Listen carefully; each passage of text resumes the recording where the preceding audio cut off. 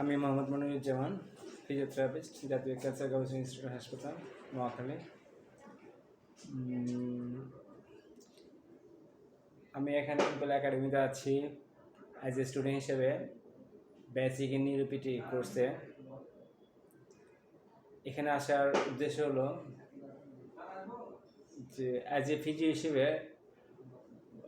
নিউরোলজির যে কী বিষয়গুলো জানা উচিত, নিউরো অ্যানাটমি এবং নিউরোফিজিওলজি এবং পিটি ম্যানেজমেন্ট হিসেবে, এটা আসলে আমাদের একাডেমিক সেশনে তেমন কেউ ক্লিয়ার করে কিছু বলেনি যে আমাদের এতটুকু জানতে হবে নিউরো অ্যানাটমি এবং নিউরোফিজিওলজি এবং as a physiotherapy management neurology পেশেন্টের, সেটা সম্পর্কে আমি আজ অবধি কারোর মাধ্যমে ক্লিয়ার কোনো ধারণা পাইনি যে এতটুকু জানতে হবে বা এত বেশি কিছু করা আছে আমাদের।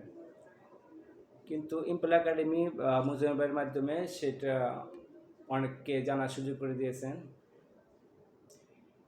যেটা আজ অবধি আমার মনে হয় বাংলাদেশে কেউ করেনি। এবং কেউ জানতে হবে, নিউরো অ্যানাটমি জানতে হবে বা জেনে প্র্যাকটিস করতে হবে, এরকম কেউ বলেনি।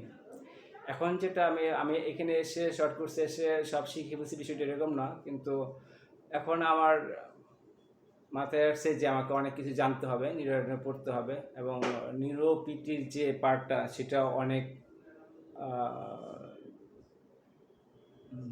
কী বলবো, যে সেটা জাস্ট আমরা যেটা প্র্যাকটিস করে আসতেছি সেটা এতটুকুই না, আরও অনেক বিষয় জানার আছে, জেনে তারপর প্র্যাকটিস করার অনেক কিছু জানার আছে।